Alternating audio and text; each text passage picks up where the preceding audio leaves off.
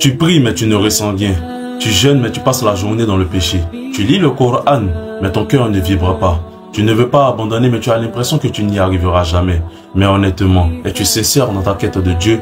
Ce rappel est pour tous ceux qui pratiquent la religion mais de manière mécanique. Ce rappel est pour tous ceux qui souhaitent raviver la flamme de l'islam dans leur cœur.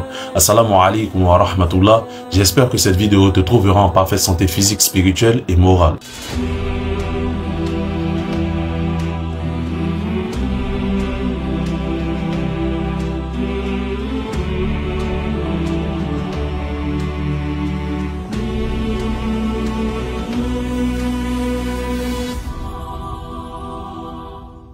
Il est possible de faire la prière, mais sans jamais prier.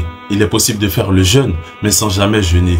Parce que nos corps bougent, mais nos cœurs sont endormis. Le prophète Mohammed sallallahu alayhi wa sallam nous dit que certains n'obtiendront de leur jeûne que le fait de s'être abstenus de manger et de boire. Et certains n'obtiendront de leur prière que le fait de s'être privés d'une nuit de sommeil.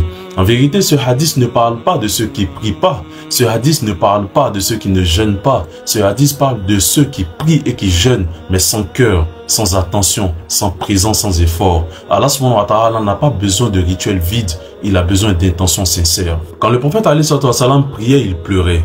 Quand le prophète alayhi wa sallam jeûnait, il ressentait cette crainte-là.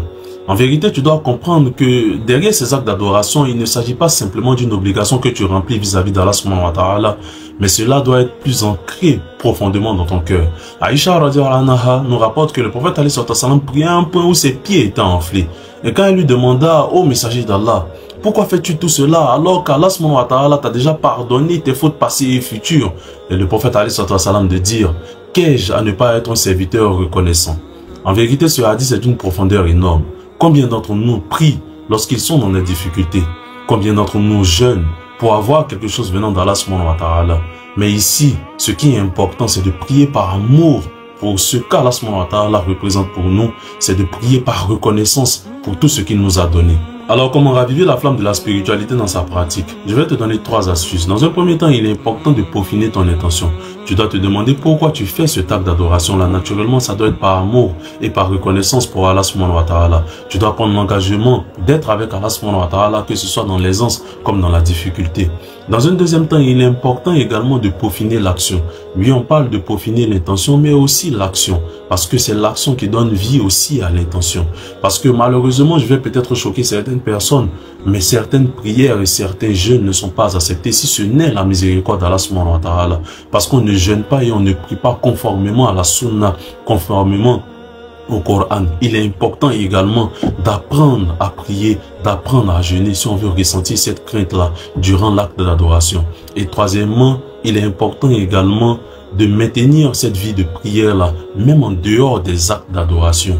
Combien d'entre nous ne se limitent qu'aux 5 prières? Combien d'entre nous ne se limitent qu'au jeûne durant le mois de Ramadan?